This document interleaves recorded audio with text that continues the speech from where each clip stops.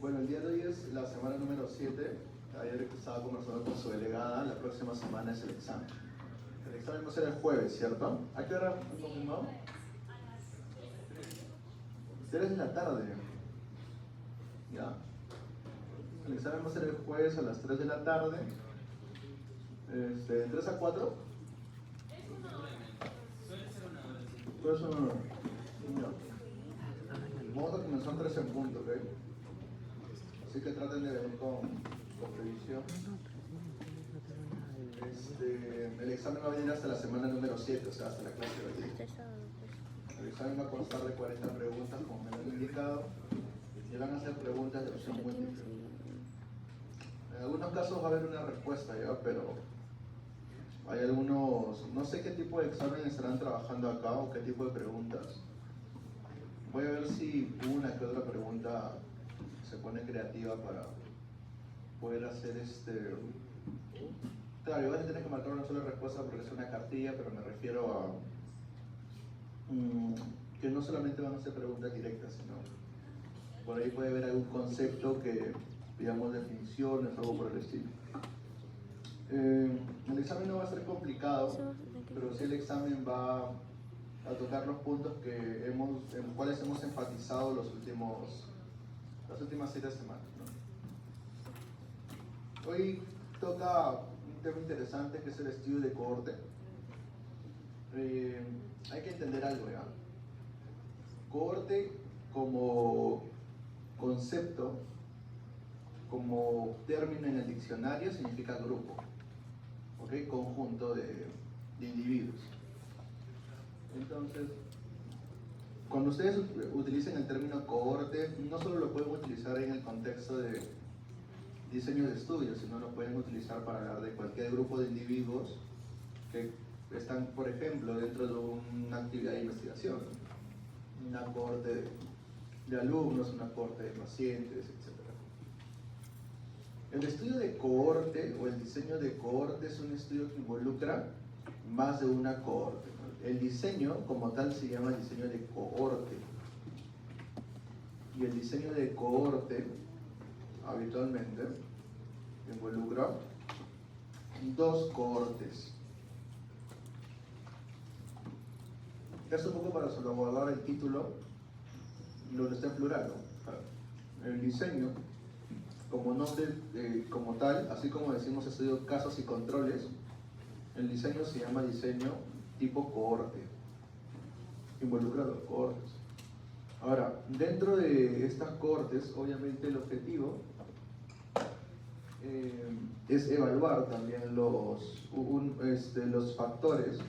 Bueno, es un objetivo similar al de estudio de casos y controles, que involucra evaluar los factores que se encuentren relacionados, asociados o finalmente sean de riesgo. Incluso se puede utilizar acá el concepto de factores pronósticos de una enfermedad. Este es un estudio observacional, ¿sí? Es analítico, tiene grupo control, es longitudinal, es prospectivo, ¿ok? Habitualmente, porque existen estudios de cohorte que pueden ser retrospectivos o de una u otra manera ir hacia adelante o ir hacia atrás. Se llaman ambispectivos. ¿Ok? En un estudio de cohorte, dependiendo cuál es el enfoque del diseño, como vimos la semana pasada, también se pueden configurar subanálisis, como son subanálisis de un esquema de causas y controles, lo que también haría el ejemplo de un estudio de corte anidado, ¿no? Donde vemos justamente este tipo de características. Ahora, el estudio de cohorte es, para que se les quede en la cabeza, el de cohorte prospectivo es el mejor diseño que tenemos dentro de lo observacional para evaluar el concepto de causalidad. ¿Por qué?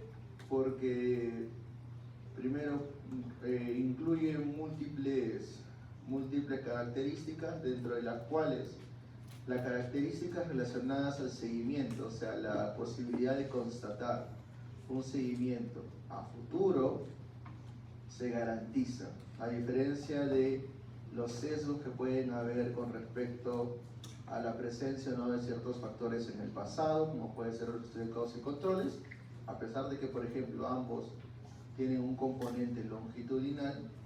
El estudio de cohortes te garantiza porque hay un seguimiento en teoría activo, preplanificado, diseñado, con que el efecto, el desenlace, el resultado, la enfermedad o lo que ustedes quieran evaluar en este grupo de participantes se está produciendo en un tiempo posterior al que yo esté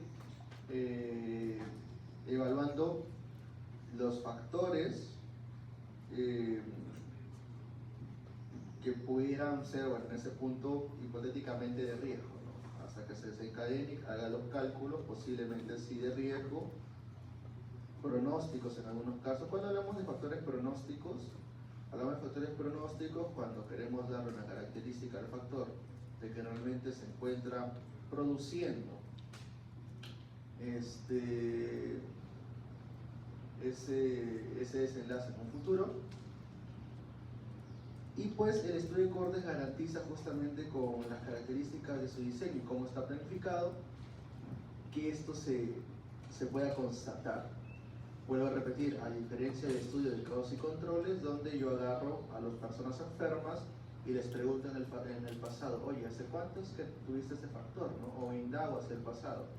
Oye, ¿qué es lo que tú has hecho en los últimos 5 años? ¿No? O hace 10 años estuviste expuesto a tal agente, por ejemplo, ¿no? Tratar de buscar un registro histórico que realmente no sería conveniente, o más que no sería conveniente, es posible, es conveniente, pero no te garantiza que esos datos sean lo más certeros posibles, ¿no? Cuando hablamos de estudio de cohortes, hablamos de dos términos que son importantes y que son un poco habituales cuando también se construyen preguntas de investigación orientadas a este tipo de estudios.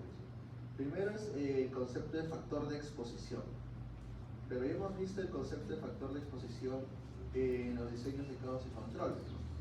¿Qué es un factor de exposición? Que se aplica mucho mejor a un estudio de cohorte. Es aquel factor al cual sometemos, bueno, no sometemos porque no es un experimental, al cual se encuentra sometido el individuo, ¿no? Y es el factor que yo deseo explorar en un futuro. A diferencia del estudio de causas y controles, el estudio de cohortes me permite explorar, como hemos mencionado, correctamente una relación temporal entre este factor de exposición y el resultado. Pero comprenderán que no es tan fácil explorar un factor de exposición como decir, oye, hoy día yo a todos ustedes les voy a explorar o voy a constatar 10 factores y voy a esperar 10 años para ver cómo esto genera algo, porque en esos 10 años no solo es hacer un recuento el día de hoy, sino es hacer un constante seguimiento de cómo se van presentando, cómo se van manifestando y los efectos por cada factor y tratar de relacionarlos adecuadamente. Eso es costoso.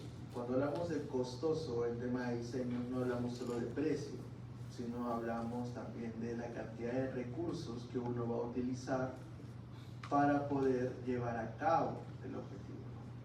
Entonces, en un estudio de cohortes, al tener que haber un seguimiento activo y una constatación activa de cómo el factor de exposición se está relacionando, cada factor de exposición que tú quisieras evaluar, se está relacionando a los resultados que estás proponiendo, resulta bastante complicado o un poco más complicado en relación a los otros diseños llevar a cabo justamente todas estas valoraciones. Lo que vuelvo a repetir, pone en una balanza la mayor o la mejor posibilidad de indagación en relación a este tipo de asociaciones versus la capacidad que tengas para evaluar todas estas en términos de factibilidad. Recordemos nuevamente que dentro de estas características principales, ¿dónde están mis metas? Ya se encuentra el seguimiento en el tiempo, que justamente es lo que hay que tratar de garantizar o verificar dentro de un estudio de cohorte. Como estamos hablando de la posibilidad de explorar la presencia de efectos en un tiempo, efectos que no tenía previamente el individuo, estamos hablando de resultados nuevos. En términos de medidas de magnitud, estamos hablando, por ejemplo, de constatar una nueva enfermedad. La medida de magnitud que se puede intuir o que se puede calcular en un estudio de este tipo es una medida de magnitud de tipo incidencia, ¿no? A diferencia de otras medidas de magnitud como la prevalencia, esta específicamente se refiere a la proporción entre los casos nuevos y la totalidad de individuos en los cuales estás apreciando, ¿no? O sea, esto deseas evaluar este resultado. ¿Sí? ¿Alguien tiene problemas con el concepto de incidencia?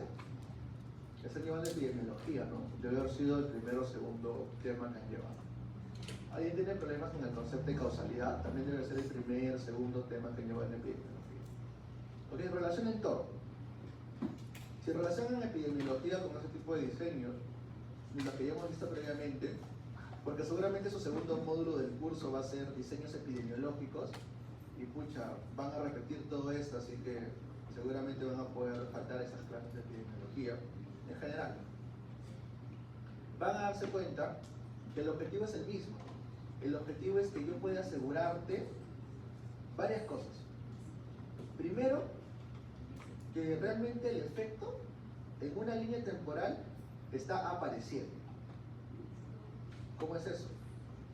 Una cosa diferente es que yo lo pueda ir a constatar.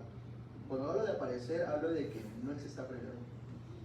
Una cosa es que yo vaya a un grupo de personas, se encuentra alguien con gripe, y me ponga a pensar, estos síntomas respiratorios, ¿en qué momento se presentaron? Y ni siquiera la persona sepa claramente en qué momento se presentaron, porque te puede decir, oye, yo me siento mal desde hoy día, pero según mi historia de enfermedad, esta enfermedad pudo haber tenido un periodo prepatogénico característico, puede haber tenido, por ejemplo, un periodo de incubación específico, y realmente te costaría definir claramente dónde empezó la enfermedad, incluso bajo el concepto de un sesgo de memoria, cuando inicia la etapa clínica de su enfermedad, ¿no? Porque seguramente hay diferentes umbrales que se tendrían que medir en cada persona para determinar o definir operativamente a partir de dónde empieza una patología.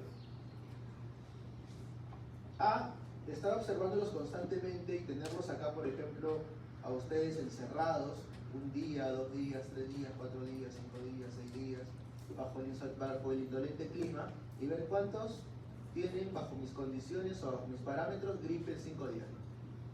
Los encierro acá, los tengo apañados y estoy quieto por ello.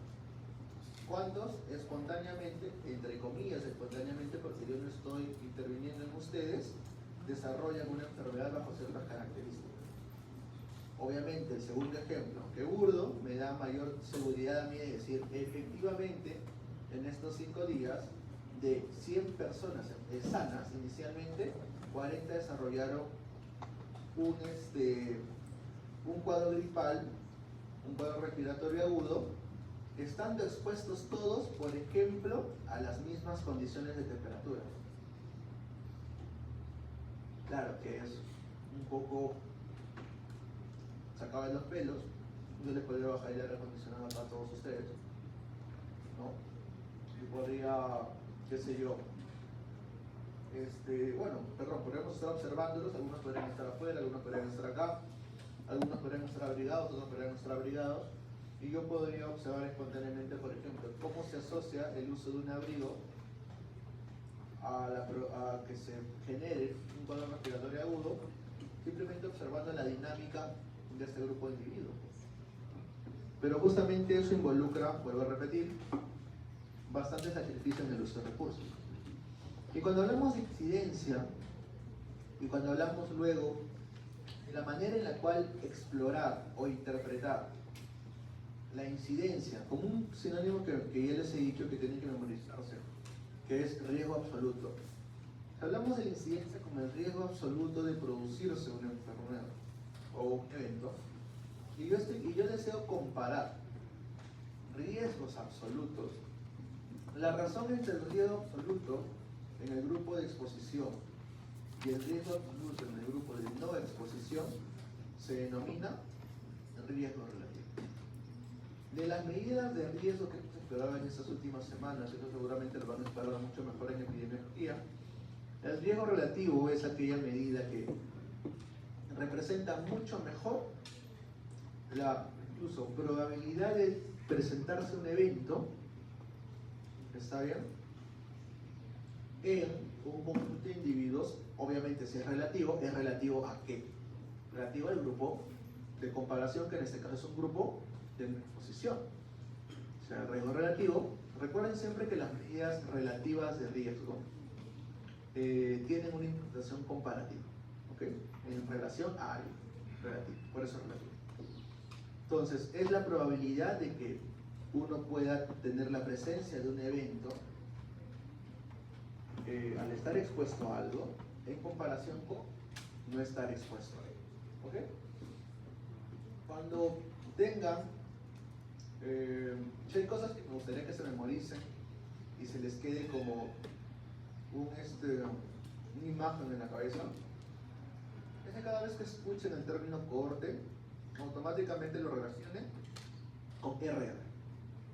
Cada vez que escuchen el término caos y controles, lo relacionen con OR. Luego vamos a ver un poco las relaciones entre estas cosas. No quiere decir que en un estudio de cohorte no se puede explorar un OR. Un estudio de cohorte puede explorar una razón de posibilidades. La razón de posibilidades como la razón entre el número de veces favorables que deseo que suceda algo sobre el número de veces que no sucede esto. Es una proporción, es una razón y no es una proporción como lo revisamos en el punto, ¿eh? Pero un estudio de casos y controles nunca va a poder calcular, o nunca se va a poder interpretar, o nunca se debería interpretar un resultado relativo en un estudio de casos y controles bajo el concepto de un riesgo relativo. ¿Por qué? Porque en un estudio de casos y controles no puedo asegurarte que los riesgos que se presenten en cada grupo realmente sean los riesgos absolutos, las incidencias, etc. ¿Ok? Recuerden que siempre hay una comparación entre un grupo expuesto y no expuesto, que puede ser prospectivo y o retrospectivo. ¿Qué es lo que me interesa de esto? Al menos es que ustedes tengan en la cabeza que un estudio de cohorte es un estudio prospectivo, al menos. Que no se compliquen, porque lo que viene más en las valoraciones es que ustedes tengan clara la diferencia entre cohorte y causa y control. Luego que ustedes sepan los detalles de que existen cohortes prospectivas, retrospectivas y retrospectivas, es bastante bueno, pero no es completamente necesario. La mayor cantidad de cohortes estudios de cohorte que se trabajan son estudios de cohorte prospectivo, ¿ok? Dentro de los cuales vamos a ver que hay un tipo o hay un momento en el cual van a escuchar el concepto de estudio de cohorte siempre, y si ustedes pues van a ser médicos clínicos, ustedes que van a usar intervenciones farmacéuticas o bueno, intervenciones farmacológicas, siempre van a tener que tener a la mano. Cuando empecemos a explorar los diseños experimentales, que va a ser de acá un par de semanas, vamos a ver que el ensayo clínico aleatorizado como diseño tiene varias fases.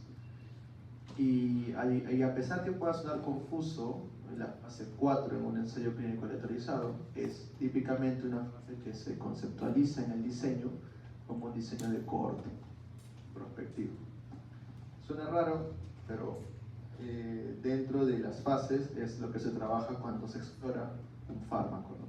¿Y por qué? Por ejemplo, volviendo agarrando el ejemplo del del experimento, ¿por qué finalmente entonces no hacemos experimento? Si el último punto menciona que el estudio de cortes es cercano al estudio experimental, si estamos hablando que cuesta mucho, o sea, si estamos hablando que incluso los ensayos clínicos aleatorizados incluyen en alguna de sus fases algún diseño que se encaja directamente con el estudio de corte, ¿por qué no hacemos experimentos en vez de cohortes? ¿O por qué no hacemos mejor cohortes en vez de experimentos, ¿no? ¿Alguien tiene alguna idea?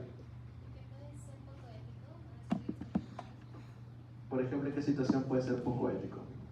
Recuerdo que la doctora nos hablaba en el seminario de cáncer de pulmón, Ya. por ejemplo, y nos decía, ¿no? Nosotros no vamos a obligar a un grupo de personas a que la mitad fume, sabiendo que hay predisposición a que puedan desarrollar cáncer y que la otra mitad no fume, porque no va a ser algo ético y por eso no se relaciona.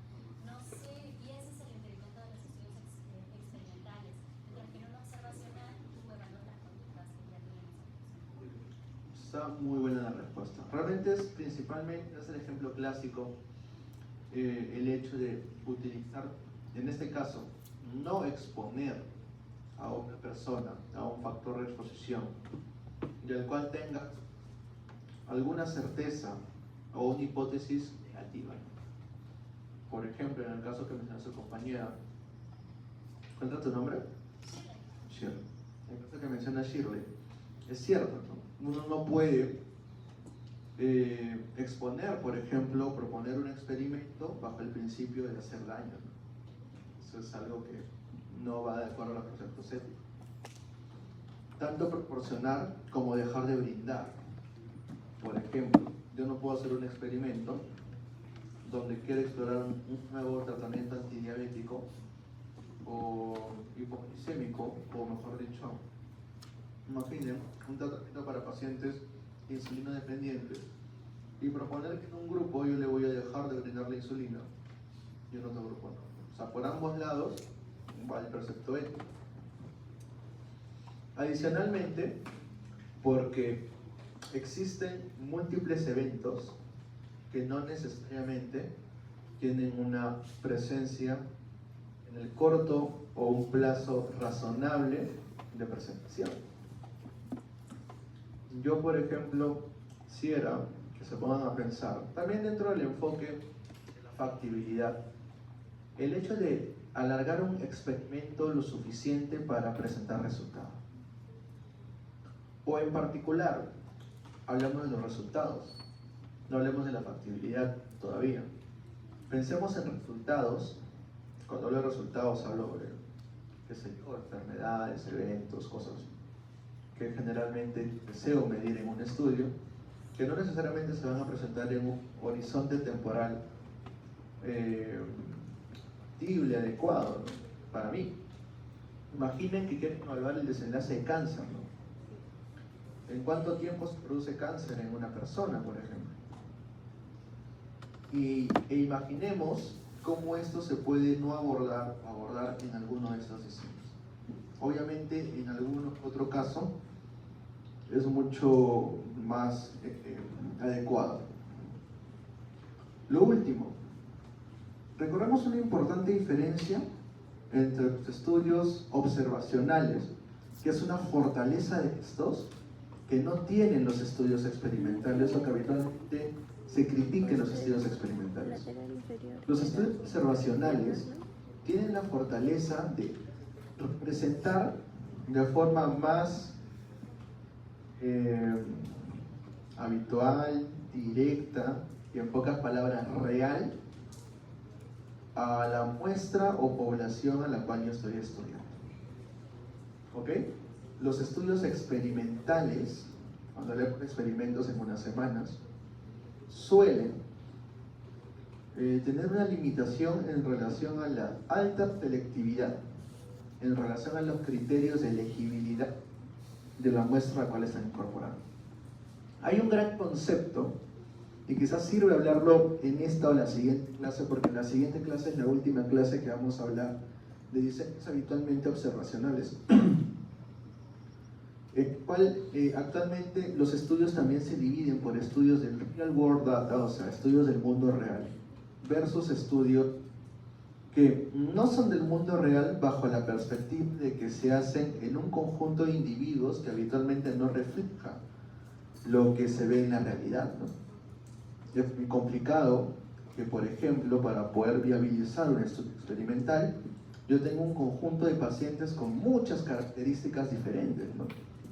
Habitualmente yo en un estudio experimental lo que suele hacer es controlar bien ciertas características para tener un grupo de participantes lo suficientemente idóneos en los cuales yo busque específicamente el resultado de un factor de exposición que yo estoy brindando a uno de estos grupos, ¿no? Mientras en un estudio observacional, en general, yo estoy explorando al individuo con todas las características que esté bien, tratando obviamente de hacer cierta, en al menos este nivel de diseño, ¿no?, distinción entre un grupo u otro, pero preservando en sí las características de los individuos para que yo pueda tomar interpretaciones sumando estas características a los resultados. Por eso el concepto adicional de efecto confusor, que ya habíamos hablado en la clase previa, se replica también a los estudios de cohortes. La necesidad de poder explorar adecuadamente no solo el resultado de un factor de exposición hacia un evento, sino también cómo interactúan los demás factores o variables en este tipo o en el cálculo de este resultado. ¿Ok? Existen cohortes prospectivas, prospectivo hacia el futuro. ¿Ok? Por ejemplo, si bien, como menciona su compañera, ¿no?, ya los agarro a ustedes, los voy citando cada cierto tiempo, voy observándolos constantemente a cada uno de ustedes y veo en 10 años, qué sé yo, acá en un mes los que fuman seguirán fumando, algunos comenzarán a fumar de nuevo, podemos medir tiempo de exposición, algunos fumarán en 10 años, 10 años, otros 8 años, algunos fumarán hasta cierto tiempo y dejarán de fumar, habrán diferentes configuraciones de lo que se define como un grupo de exposición, por ejemplo, pero en 10 años voy a medir cuántos tienen cáncer de pulmón y cuántos no tienen. Pero es porque yo activamente estaba observando, como señala su compañero, es un buen término, ¿no?, conductas, ¿no?, conductas que son propias del individuo. Es un estudio observacional, recuerden, uno simplemente observa el fenómeno y cómo se está desarrollando en el contexto. Ahora, existen cohortes retrospectivas, concepto complicado, ¿verdad? A pesar de que en el párrafo es simple decir, se analizan datos previos para evaluar la exposición y el desenlace, y el ejemplo les da una historia clínica. Recordemos que garantizar que el evento fue posterior a la exposición es algo muy importante en este tipo de estudios. Quiero dar el ejemplo claro de una historia clínica, ¿no? Ustedes van a ver que existen publicaciones que son comunes, porque si es que el estudio de cohorte prospectiva es el más habitual, no quiere decir que esto sea poco frecuente. Pero lo que a mí me llama la atención, justo este verano tuve una discusión con algunos jurados de una tesis de grado, donde ellos proponían que definamos bien si nuestro diseño era una cohorte retrospectiva o era un estudio transversal analítico, porque estábamos tomando como unidad de análisis historias clínicas y estábamos evaluando ciertos desenlaces en un determinado punto. Pero claro, ¿qué es lo que sucede cuando uno evalúa historias clínicas, no? Lo voy a decir de esta forma y luego ustedes interpretenlo cuando tengan la oportunidad. Cuando uno evalúa historias clínicas, uno tiene una recopilación hasta cierto punto certera de cómo se llevan los hechos, ¿no? Hasta cierto punto certera para ti, porque habitualmente tú no eres el que realiza la historia clínica. Estás teniendo un documento que tiene información particularmente registrada por otras personas. ¿Ok? Entonces, la principal diferencia entre habitualmente una corte prospectiva, donde el investigador activamente está haciendo su propio seguimiento, y una corte retrospectiva, donde tomas una base de datos secundarias o una unidad de análisis, que tú habitualmente no puedes estar completamente segura de que esa recopilación o esa presencia de sucesos fue realmente como está estipulado en ese documento, por ejemplo. Pero ¿qué es lo que sucede cuando uno ve una historia clínica? Tú puedes querer explorar, por ejemplo, factores asociados al alta hospitalaria. ¿Okay? Quieres explorar factores asociados al alta hospitalaria. Bacán, ¿no? Tú quieres dar un solo punto de corte y en un solo momento de esa secuencia de hechos en la historia clínica está el alta hospitalaria y tú ves quiénes se murieron y no se murieron, por ejemplo. Factores asociados a mortalidad, bueno, que es medio raro porque el muere no se va a adelantar, ¿no? Ya, en el alta hospitalaria, tú quieres evaluar, por ejemplo, quienes estuvieron satisfechos y no satisfechos. Factores asociados a la satisfacción al alta hospitalaria. En un solo punto de corte, tú evalúas el desenlace. Tú te podrás a pensar, doctor, pero si yo agarro y coloco como una variable una variable independiente, ¿no? Como una variable postulada como un factor de asociación. El número de atenciones previas o el número de atenciones durante la consulta, durante la hospitalización, imagínense que tú quieras evaluar qué tan satisfecho es un paciente y factores que este paciente lo visitaron 4 veces por día y este paciente lo visitaron 1 vez por día. Pero este es un registro medio durante toda la hospitalización. ¿Eso vendría a ser una variable que se ha presentado en el tiempo o es una variable presente en un solo momento, como si yo pudiera decir varón versus mujer? Es un factor presentado o medido en el momento del alta. O peor aún, si es que yo quiero explorar, por ejemplo, diferentes puntos en el desenlace. Quiero explorar satisfacción al alta, satisfacción al ingreso y satisfacción al sexto, al 12º día de hospitalización. Tengo una variable de resultado que estoy explorando o estoy dándote la sensación de que lo estoy explorando en el tiempo, ¿cierto? Pero obviamente lo estoy haciendo confiando en un documento donde se encuentran registrados esos datos. Eso encaja mejor con un enfoque tipo cohorte retrospectiva en conjunto o cada medida temporal es un estudio transversal. Entonces, realmente el tema de la conceptualización de un estudio de cohorte retrospectiva es interesante. Perlas, me acordar esta tarde, no, quizás esta tarde, para compartirles, justo se me vino a la cabeza, un estudio denominado estudio de cohorte retrospectiva del doctor Franco Solórzano, mi colega de la universidad. Lo que pasa es que justamente en base a esa misma base de datos que tuvimos la discusión, para que lean como tal que ese estudio de cohorte retrospectiva que les voy a compartir y compárenlo con el estudio de factores asociados que hemos leído hace unas semanas y van a darse cuenta va a ser medio raro cuando lo lean porque van a ustedes sentir entonces ¿qué es qué cosa? ¿El estudio del doctor Franco es un estudio de factores asociados? Perdón, ¿un estudio transversal analítico? ¿O el estudio transversal analítico del doctor Velázquez es un estudio de cohorte?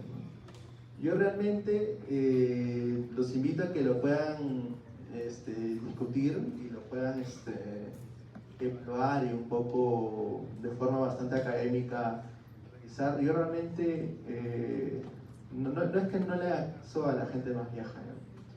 Pero cuando estaba meditando sobre esto estos últimos meses, creo que estoy en la casi total seguridad de que el enfoque que yo le di a mi estudio hace unos años ha sido el enfoque equivocado.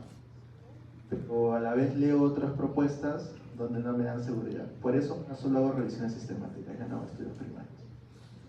Pero la idea es esta, ¿no? La idea es que todos comprendan, y principalmente cuando hagan sus tesis, ¿ok? Cuando hagan sus tesis, que van a tener la posibilidad de justificar los diseños de sus tesis de muchas formas.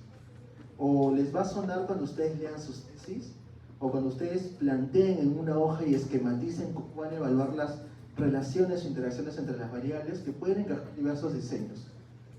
Seleccionen el mejor diseño y lo principal, cuando hagan una propuesta de diseño, justifiquen o tengan ustedes clara la justificación de por qué proponen ese tipo de diseños. Cuando yo llegué con estos tesistas a la juramentación de tesis, a la sustentación de tesis, defendimos la propuesta de un estudio transversal analítico, por ejemplo. Al jurado le pareció al 50% que sí, al 50% le pareció que no.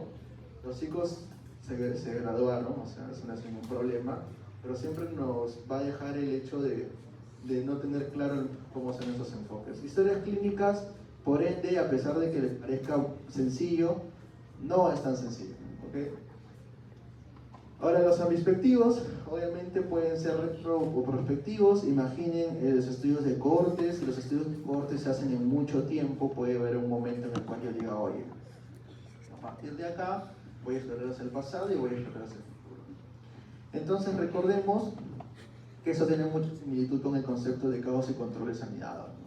Porque los caos y controles anidados hemos hablado de que también en algún tipo de estudio yo puedo evaluar un punto de corte y tratar de simular o tratar de planificar un diseño específico, ¿no? En el estudio de cortes es más claro porque cuando yo quiero explorar justamente dentro de un gran estudio de corte, yo quiero explorar en un momento hacia el pasado, justificando obviamente el hecho de que existe una secuencia, un seguimiento, una etapa temporal pertinente para afirmar que el seguimiento fue adecuado y puedo garantizar que el factor de exposición antecedió al evento en tal momento y con tal tiempo de seguimiento lo voy a repetir. Yo puedo decir que estoy en un enfoque de corte retrospectiva. En ese momento y a la vez seguir con una corte prospectiva. Ahora, solamente para dar el ejemplo y luego volver,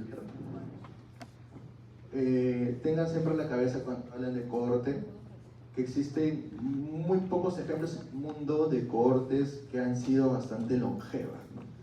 Y Framingham, la corte del estudio Framingham, que hasta ahora sigue siendo vigente, es la corte o una de las cortes más antiguas que existen, ¿no? Y es una corte que inicialmente se planificó para evaluar factores a riesgo cardiovascular. Específicamente uno de los más conocidos es el factor todo lo que es relacionado a insuficiencia cardíaca congestiva, ¿ok? Sin embargo, el estudio Framingham ha dado muchos datos epidemiológicos relacionados a múltiples enfermedades cardiovasculares. Y dentro del estudio Framingham, como hemos conversado la semana pasada, ¿no?, se fueron recolectando datos de muchísimos años. Entonces, en cierto momento, como tienes a los pacientes que ya los has seguido, los encuentras siguiéndolos, hacia el pasado puedes planificar muchas cosas, ¿no? Puedes planificar algún estudio, algún diseño tipo un caos y controles, o habitualmente, como hemos visto, en algunos puntos Framingham también se ha comportado como una corte ambispectiva, en ciertos puntos para ciertos factores de exposición. Porque Framingham es un ejemplo de ese tipo de estudios de cohortes que tú dices que nunca se pueden hacer o nunca se podrían hacer porque le han metido muchísimos recursos para explorar múltiples factores y seguir a una población en muy buen tiempo. Ok, ahí en el QR pueden encontrar la página web del estudio Framingham. Y pues para los que quieren ser cardiólogos, sería una vergüenza que no hayan leído el estudio Framingham, aunque realmente muchos ni siquiera lo saben y ya son una vergüenza de consultas de cosas de diseño o epidemiológicas. Así que no sean de ese grupo de médicos, ¿no? Para que cuando al menos vayan a su congresito en Estados Unidos tengan algo que hablar, ¿no? Porque solo van, presentan su póster, toman una foto y vuelven y están promocionándose que son los mejores cardiólogos de una localidad. Entonces, entiendan nuevamente con lo que hemos mencionado. Foto, porque esta de acá, no foto, pues esa foto la van a encontrar en cualquier web, pero foto mental. A diferencia del estudio de casos y controles, ¿qué vemos? Es como que se ha volteado, ¿no? Es como que se ha volteado, pero en sí no es que se ha volteado porque, a ver, ya no ves dos celdas en la parte final. En el estudio de causa y control veías dos celdas acá, ¿no? Los enfermos y los no enfermos, y hacia atrás dividías de los enfermos los expuestos y los no expuestos, y los no enfermos los no expuestos y los expuestos. ¿Por qué? Porque esa es la lógica de estar escudriñando hacia el pasado, preguntando sobre un factor o sobre factores específicos. En este caso es diferente. En este caso tú no sabes qué personas tienen el evento, porque el evento obviamente aún no ha sucedido. Ojo, enfoque de cohorte prospectiva, la cohorte habitual. Si tú no sabes quiénes tienen el evento y quiénes no van a tener el evento, tú primero agarras a tu población, obviamente población con similares características a excepción del factor de exposición que tú estás observando, ¿no? Por ejemplo, tengo una gran cantidad, qué sé yo, de adultos y ahí yo observo, oye, cuántos fuman, cuántos no fuman, como señala su compañera, ¿no? Y lo sigo en el tiempo. En un estudio de cohortes, el grupo control o el grupo no expuesto no es un grupo que tú tienes que definir en el momento en el cual te encuentras con el caso y luego tratar de justificar que existe. En un estudio de cohortes, dentro de la población con similares características, se conforman, entre comillas, naturalmente los grupos de comparación, porque son los que no están expuestos a los factores que quieres explorar, en este caso, habitualmente un solo factor. Y en un tiempo de seguimiento determinado, que tú controlas, que tú supervisas, que tú evalúas, se producen los desenlaces.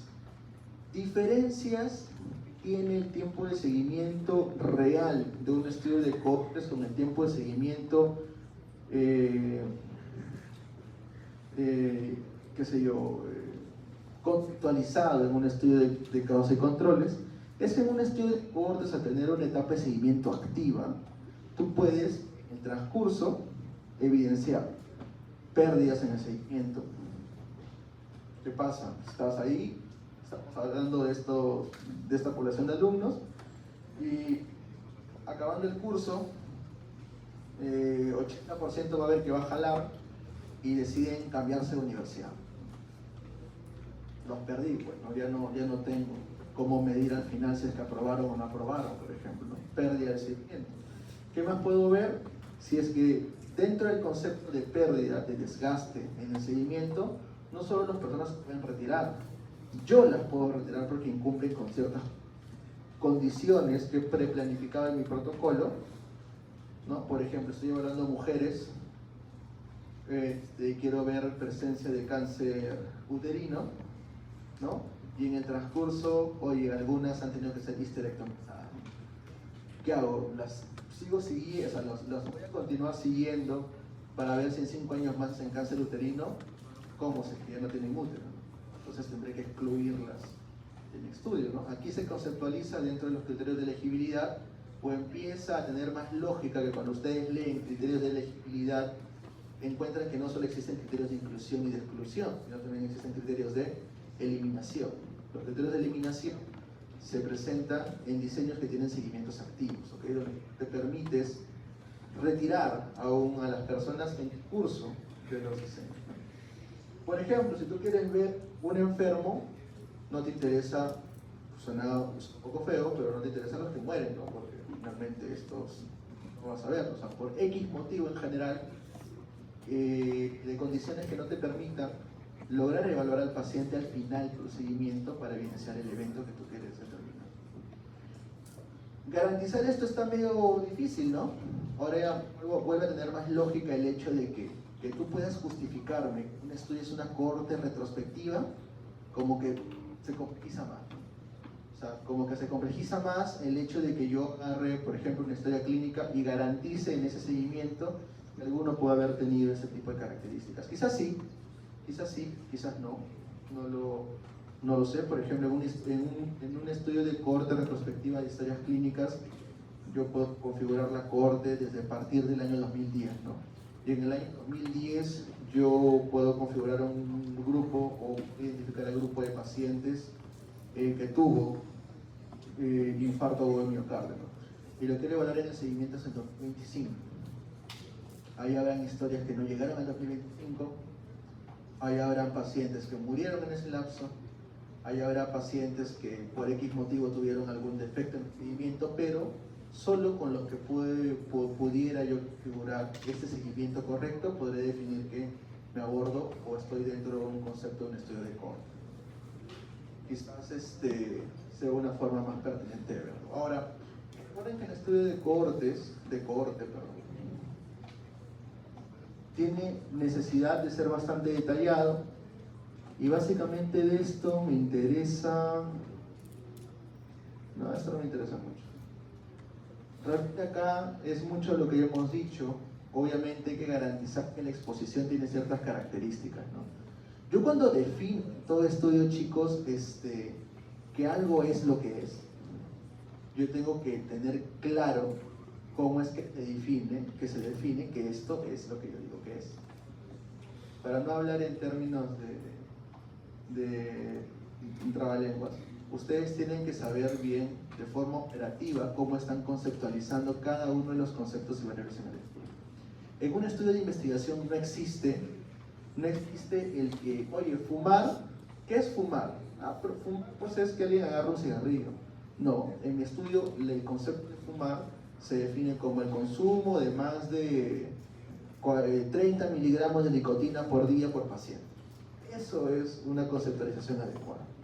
Entonces tengan en la cabeza que los estudios más sofisticados requieren mucha más sofisticación también en la conceptualización de cada una de estas cuestiones.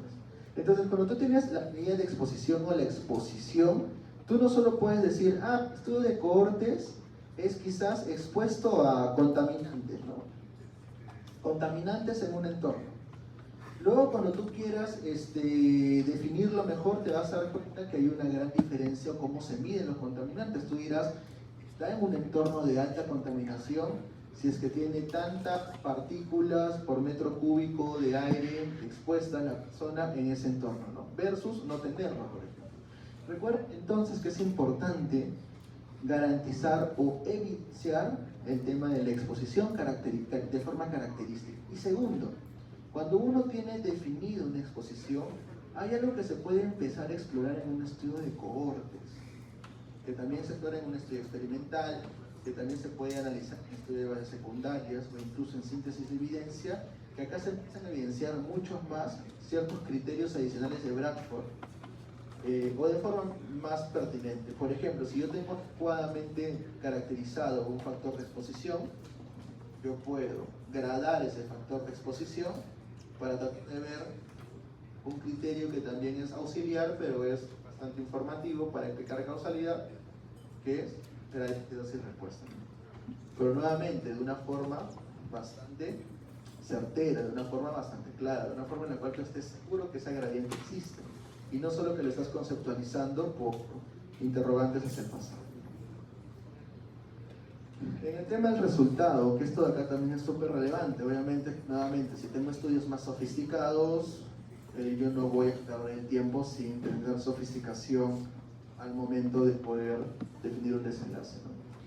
Recuerden que los resultados importantes, la idea en el tema del desenlace para un estudio de cohortes es tratar de explicar la causalidad.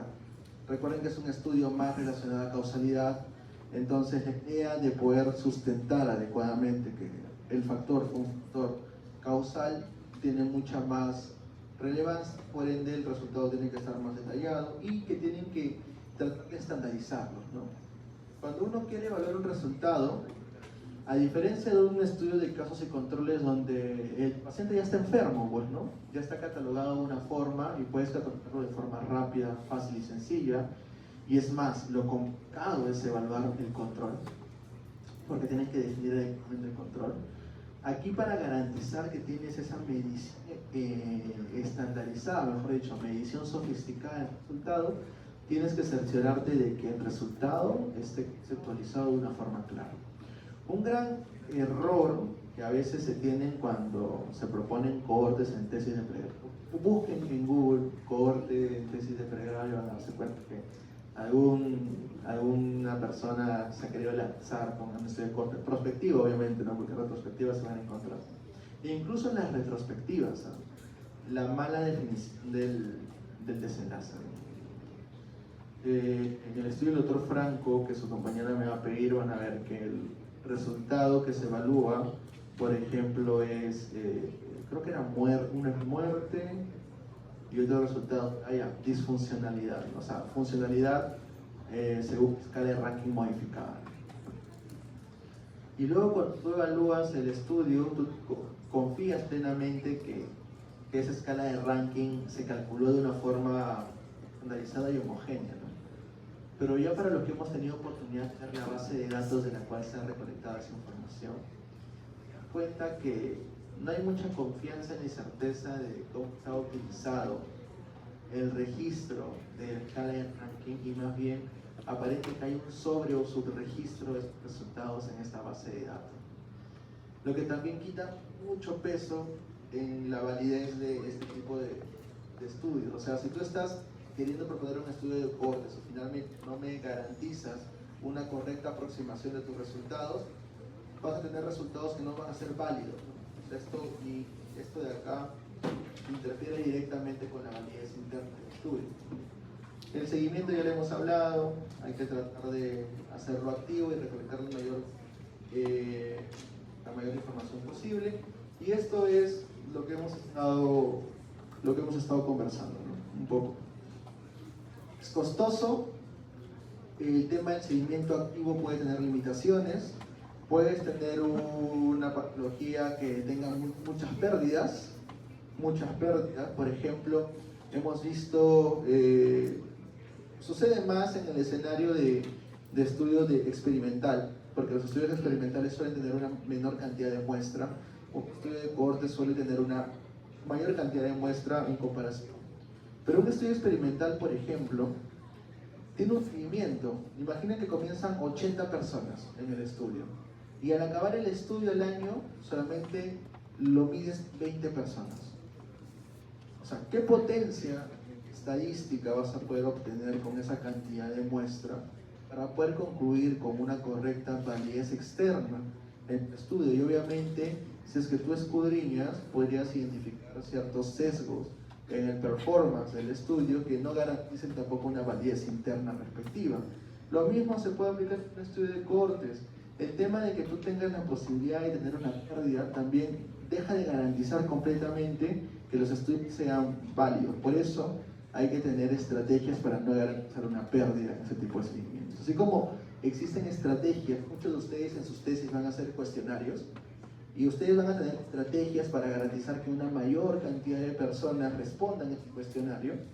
Acá también existen estrategias que tienen que proponer los autores para garantizar de que no se pierdan múltiples personas. No es útil para enfermedades raras, porque enfermedades de baja prevalencia vas a tener dificultades. Imagínate que tú quieras explorarlo a 10 años y solo tengas un caso en 10 años de 100 personas. Esa proporción va a ser ilógica de ser comparable. No sirve. Por eso, acá cuestiones entre estudios de casos y controles, ¿no? En entornos de enfermedades de baja prevalencia, casos y controles. Enfoques donde tú quieras explorar una mejor causalidad, estudios de cohorte, para ser muy puntuales, ¿no? En estudios donde tú quieras minimizar el sesgo de selección, cohorte. ¿Qué dije antes? Cuando dije lo de seguimiento, cohorte, no es causa y control, cohorte. Cuando tú quieres minimizar el sesgo de selección, cohorte, ¿no? Porque puedes tener una selección activa, ¿no? En estudios donde efectivamente tú quieras evaluar un riesgo absoluto, la probabilidad de que se presente una patología, cohorte, porque estamos hablando de una magnitud de incidencia, un riesgo absoluto en relación a ello. ¿Ok?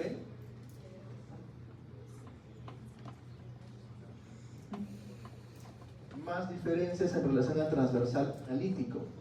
El transversal no tiene seguimiento, por eso es dentro de todos los que te permiten calcular riesgos relativos, el peor diseño para aproximar causalidad. Un transversal solo te va a empezar a explorar cuáles son las asociaciones entre ciertas variables. Sin embargo, el transversal tiene cierta ventaja. que el transversal puede explorar una mayor cantidad de muestras. ¿Ok? Pero, nuevamente, exploratorio, para que luego lo puedas confirmar. El transversal puede estimar razones de asociación en términos de prevalencia, ¿no? ¿Cómo en términos de prevalencia? Solo ve la presencia o ausencia de una patología en un grupo o no de comparación. No te establece el concepto de riesgo, no te establece la probabilidad de que se presente ese evento en cierto futuro o en cierto momento en el tiempo, porque vuelvo a repetir, un transversal no tiene como concepto un espacio temporal, no tiene longitud. Entre los casos y controles y las cortes, recordemos que los casos y controles siempre son retrospectivos. De estos dos, es el que usa menos recursos, es el más factible de hacerse y es el que estima mejor los efectos en enfermedades de baja prevalencia, como hemos mencionado, y la medida de asociación es la razón de momios, la razón de posibilidades o el odds ratio. ¿Ok? El odds ratio, como pregunta adicional, ¿cuándo aproxima bien al riesgo relativo? ¿Cuándo un OR aproxima bien al riesgo relativo? Porque si se mide un odds ratio en un estudio de casos y controles, es por la única razón de que yo no puedo medir un riesgo relativo. Si yo pudiera medir un riesgo relativo en un estudio de casos y controles, yo midiera un riesgo relativo. ¿Ok? Pero el odds ratio aproxima, o es una medida que trata de aproximar una razón de riesgos. ¿Cuándo el OR aproxima bien el riesgo relativo? Bueno, cuando lo vean en epidemiología me cuentan. ¿Ya? No puede venir la próxima semana, así que léanlo aparte. ¿Ok? Entiendan que generalmente las medidas o los diseños se constituyen bajo ciertos requerimientos. Un estudio de cohort lo quiero establecer cuando quiero explorar mejor una relación causal. Recuerden que tiene ciertos momentos para hacerse en el tiempo.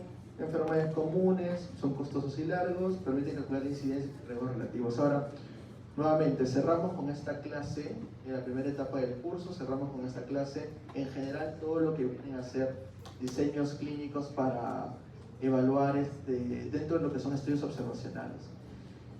Si bien es cierto, un estudio de cohorte se puede utilizar para evaluar factores de exposición, factores ambientales, como hemos mencionado, en un escenario de evaluación de intervenciones médicas, de tecnologías sanitarias, por ejemplo, un nuevo medicamento que crea, también se pueden utilizar estudios de cohortes para evaluar o aproximar un concepto importantísimo dentro de los conceptos de beneficios proporcionados al aplicar intervenciones, que es el concepto de efectividad.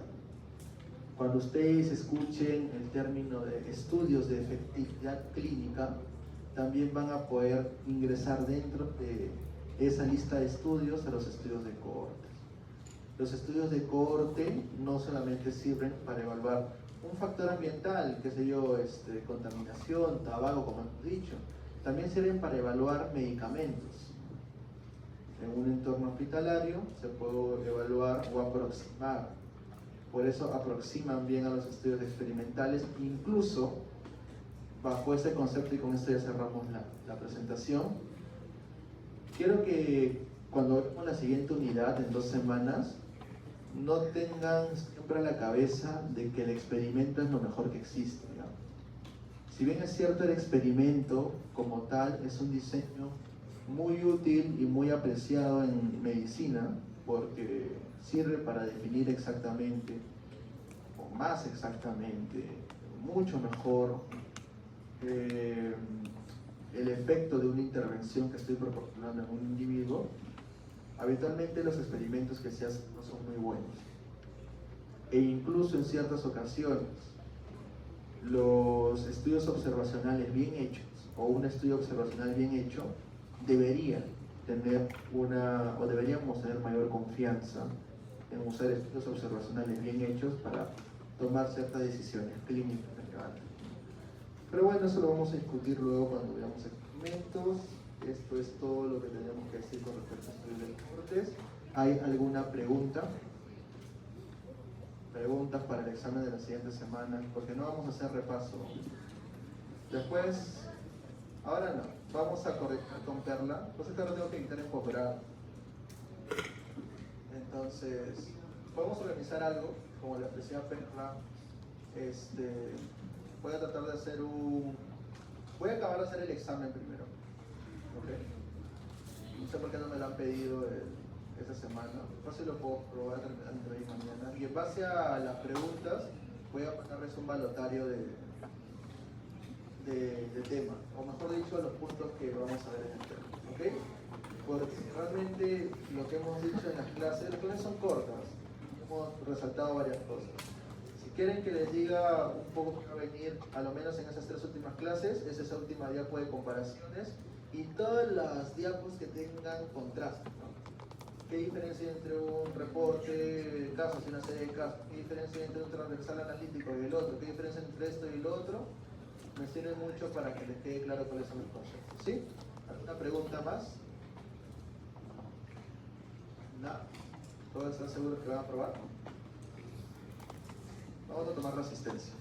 ¿Tienes el UCB, por